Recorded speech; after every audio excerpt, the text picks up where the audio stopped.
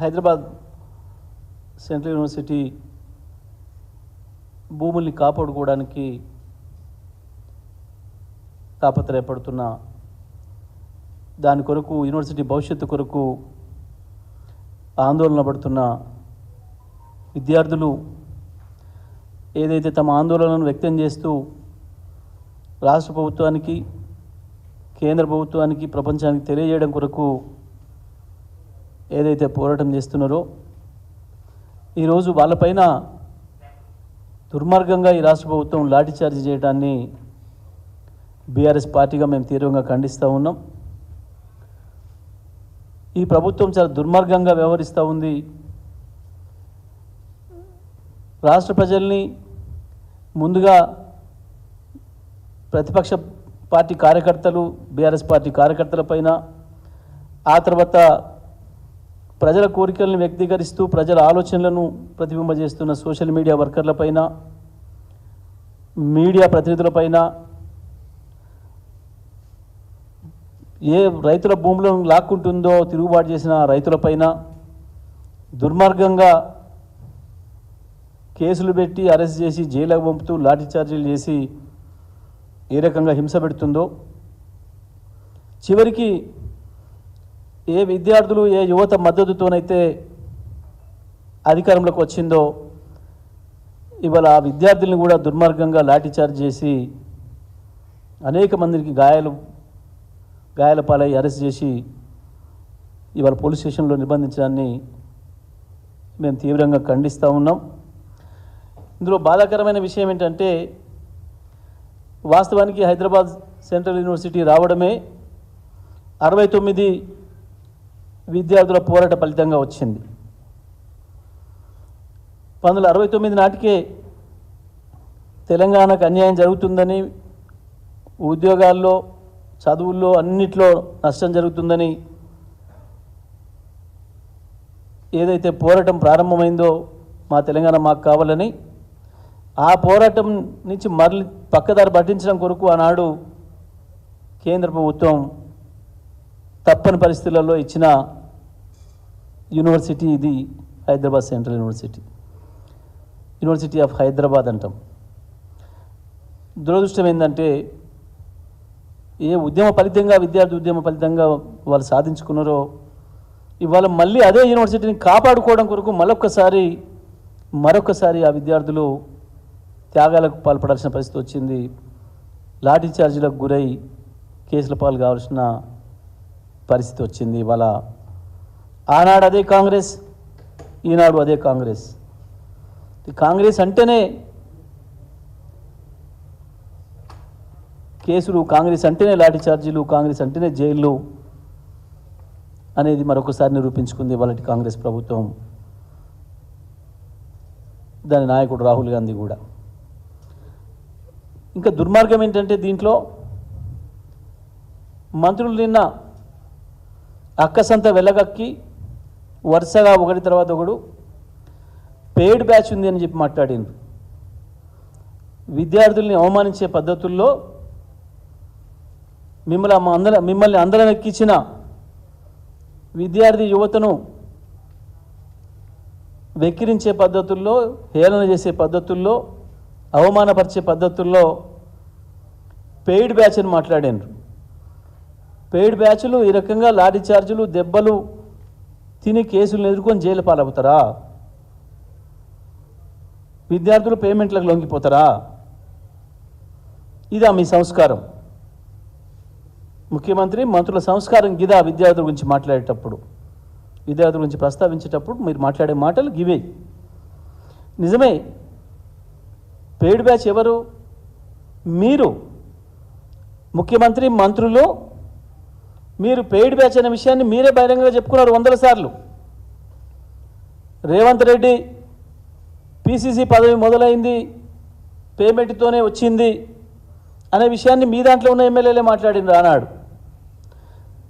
మంత్రి పదవి కావాలంటే ఇంత పేమెంట్ చేసి రావాలి అని చెప్పి మీరే చెప్తున్నారు. మంత్రి పదవి రావాలంటే మూట తీసుకొని ఢిల్లీ పోవాలనే మాట మీరే చెప్తున్నారు. పేమెంట్లు ఇచ్చి సీట్లు తెచ్చుకున్నది మీరు, పేమెంట్లు ఇచ్చి మంత్రి పదవులు తెచ్చుకున్నది మీరు. మళ్ళీ ప్రజలకి ఇవ్వాల్సి వస్తే పేమెంట్ తీసుకొని ఇస్తున్నది మీరు. పని చేసిన కాంట్రాక్టర్లకు పైసలు ఇవ్వాల్సి వస్తే పేమెంట్ తీసుకొని పనిచేస్తున్నది మీరు. పేమెంట్ ఇచ్చి తెచ్చుకోవడం, పేమెంట్ తీసుకొని ఇవ్వడం అనేది మీకు మాత్రమే అలవాటు. పేమెంట్ మీద ఏదైనా పేటెంట్ ఉంది అంటే అది మీకు మాత్రమే ఉంది, కాంగ్రెస్ పార్టీకి మాత్రమే ఉంది, కాంగ్రెస్ పార్టీ ముఖ్యమంత్రికి మంత్రులకు మాత్రమే ఉంది తప్ప పేమెంట్ మీద పేటెంట్ మీది మాత్రమే తప్ప విద్యార్థులది కాదు. సమాజ గమనంలో, సమాజ మార్పులో, సమాజంలో వస్తున్న దుర్మార్గమైన పోకడలను వ్యతిరేకించడంలో విద్యార్థి లోకం ఎప్పుడు కూడా ముందే ఉంది, త్యాగాలకు ఎప్పుడు కూడా ముందే ఉంది. ప్రపంచ గమనమే విద్యార్థుల త్యాగాలతో జరిగిందనే సోయి లేని వాళ్ళు, పైరవికారులు, దందాగాన్లు మీరు వాళ్ళ పేమెంట్లతోని పదవుల్లోకి వచ్చిండ్రు. మీరు ఎవ్వడు కూడా ప్రజా ఉద్యమాలతో సంబంధం ఉన్నవాడు కాదు, మీరు ఎవడు కూడా ప్రజానాయకుడు కాడు, పుట్టుకతోని నాయకత్వ లక్షణాలు ఉన్న ఎవడు కూడా కాడు. ఈ దందాలు ఆ దందాలు చేసి మీరు చేసిన బ్లాక్ దందాలలో వచ్చిన పైసలతోని పదవులు కొనుక్కొచ్చుకొని, పార్టీల బలహీనతలను ఆసరా చేసుకొని పదవులను కొనుక్కొచ్చుకొని పేమెంట్ల మీద వచ్చిన నాయకులు మీరు విద్యార్థుల్ని పేమెంట్ల మీద పనిచేస్తున్నారు అనే దుర్మార్గమైన మాటలు మాట్లాడుతున్నారు. ఇది కేవలం మీకు కాంగ్రెస్ పార్టీ ముఖ్యమంత్రి నుంచి మంత్రుల వరకు మీకు వర్తిస్తే తప్ప పేమెంట్ మీద పనిచేసేది, పేమెంట్ల మీద పదవులు తెచ్చుకునేది అది విద్యార్థులకు వర్తించదు. విద్యార్థులు ఎటువంటి పోరాటాలకైనా వెనుకాడరు. వాళ్ళు నమ్మిన దాని కొరకు, నమ్మిన సిద్ధాంతం కొరకు, సమాజ శ్రేయస్సు కొరకు, సమాజ మార్పు కొరకు ప్రాణత్యాగాలే అలవాటు తప్ప విద్యార్థులకు పేమెంట్ తీసుకునే అలవాటు లేదు. కేవలం పేమెంట్కు అలవాటు పడ్డ వాళ్ళు మాత్రమే ఇటువంటి మాట్లాడతారు తప్ప ఇంకోటి ఎవడు మాట్లాడలేడు. ఇంత అవమానకరంగా విద్యార్థుల గురించి మాట్లాడడం అనేది అసలు ఏం జరుగుతుంది? వాళ్ళు అక్కడ దేని కొరకు మాట్లాడుతున్నారు? పేమెంట్ మీదనే కనుక నువ్వు అన్నది నిజమైతే మరి మీ కార్తీ చిదంబరం ఆయన కూడా పెట్టిండు, నేను హెచ్సియు విద్యార్థులకు మద్దతుగా ఉన్నా, అక్కడ దాన్ని ఆపండి, ఆ దాష్టికాన్ని ఆపండి, ఆ వన్యప్రాణుల్ని సంహరించడం ఆపండి అని చెప్పి పెట్టిండు. కార్తీ చిదంబరం కూడా పేమెంట్ మీదనే మాట్లాడిందా? కార్తీ చిదంబరం పేమెంట్ మీద మాట్లాడిందా? అడగండి మరి ఒకసారి, ఎంత పేమెంట్ ఇచ్చిండ్రు, ఎవరు ఇచ్చిండ్రు, ఆయనకు ఎందుకు మాట్లాడిండో ఒకసారి మాట్లాడండి. మీ పార్టీ ఎంపీ ఇప్పుడు ఆయన, అనేక మంది, ప్రకాష్ రాజ్ మాట్లాడిండు, ధ్రువరాటి మాట్లాడిండు, అనేక మంది అక్కడ జరుగుతున్న దాష్టికం మీద మనుషులుగా, మానవులుగా, మానవజాతి మంచిని కోరుకునే వాళ్ళుగా అనేక మంది మాట్లాడుతున్నారు. వీళ్ళంతా పేమెంట్ల మీదనే మాట్లాడినరా? పేమెంట్తోనే తప్ప మీ బతుకులకి ఇంకో రకంగా పని చేయించుకునే శక్తి లేని వాళ్ళు కాబట్టి మీకు ఇట్లాంటి చిల్లర మాటలు వస్తాయి. పేమెంట్ల మీద మాట్లాడినరా? ఇదే రేవంత్ రెడ్డి ఇదే భూముల మీద కేసులు వేసినాడు. మా నాయకుడు చంద్రబాబు నాయుడు ఒక మంచి పని చేద్దామని భూములు ఇస్తే వీళ్ళంతా కుట్రతో కేసులు ఇస్తాడని మాట్లాడండి. ఆయన స్టేట్మెంటే ఇది, అధికార ప్రతినిధిగా 2012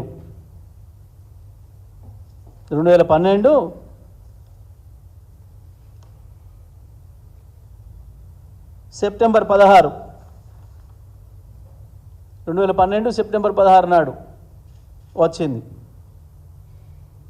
ఇదే రేవంత్ రెడ్డి భూములు ప్రభుత్వానికి కావు, ప్రైవేట్ వాళ్ళకి ఇచ్చిండు, మా చంద్రబాబు నాయుడు చాలా గొప్ప గొప్ప పనులు చేద్దామని ఇస్తే ఈ దుర్మార్గంగా వీళ్ళు అడ్డుకుంటున్నారు. కాంగ్రెస్ అడ్డుకుంది, ఇప్పుడు కేసీఆర్ అడ్డుకుంటున్నాడు, బీఆర్ఎస్ పార్టీ అడ్డుకుంటుంది, టీఆర్ఎస్ పార్టీ అడ్డుకుంటుంది. ఏం లేదు, వాళ్ళ గురువు గారు మొదలుపెట్టిపోయిండు, తాబేదారులకు ఇచ్చి సాటుగా గుంజుకునే ముచ్చట గదే పేమెంటే. ఇక పేమెంట్ మీద ఇవ్వాలి, పేమెంట్ తీసుకోవాలి. అదే పని మీద వాళ్ళ గురువుగారు మొదలుపెట్టిండు, గురువుగారితో సాధ్యం కాలేదు కాబట్టి ఇప్పుడు శిష్యుడు పూర్తి చేసే పనిలో ఉన్నాడు. పేమెంట్ ఇచ్చుడు, ఇంకో వైపు నుంచి పేమెంట్ తీసుకున్నాడు. అందుకే వీళ్ళకి ఎప్పుడు అదే గుర్తొస్తుంది, అది తప్ప ఇంకొకటి ఉండదు. పేమెంట్లో యావ తప్ప ఇంకొకటి ఉండదు. ప్రజల యావ ఉండదు, పర్యావరణ యావ ఉండదు, పర్యావరణం గురించి వెళ్ళి మాట్లాడుతున్నారు. భారతదేశంలో అత్యంత తక్కువ కాలంలో అత్యద్భుతమైన పర్యావరణ నిర్మాణం చేసిన నాయకుడిగా కేసీఆర్కు అనేక రకమైన కితాబులు వచ్చినాయి. హైదరాబాద్ను గ్రీన్ సిటీ ఆఫ్ ఇండియాకు కూడా గుర్తించారు. 7.5% గ్రీన్ కవర్ను అతి తక్కువ కాలంలో తెచ్చిన నాయకుడు కేసీఆర్. కేసీఆర్ ఏమో ఒకవైపు హరితహారం చేసిండు, రేవంత్ రెడ్డి కాంగ్రెస్ ప్రభుత్వం హరిత సంహారం చేస్తూ ఉంది. కేసీఆర్ హరితహారం చేస్తే కాంగ్రెస్ హరిత సంహారం చేస్తూ ఉంది. కేసీఆర్ వన సంరక్షణ చేస్తే రేవంత్ రెడ్డి అండ్ గ్యాంగ్ హరిత భక్షణ చేస్తూ ఉంది, వనభక్షణ చేస్తూ ఉంది. అందులో ఉండే జంతువులను వేలాదిగా లక్షలాదిగా ఉన్నాయి, అనేక రకాల జంతువులు.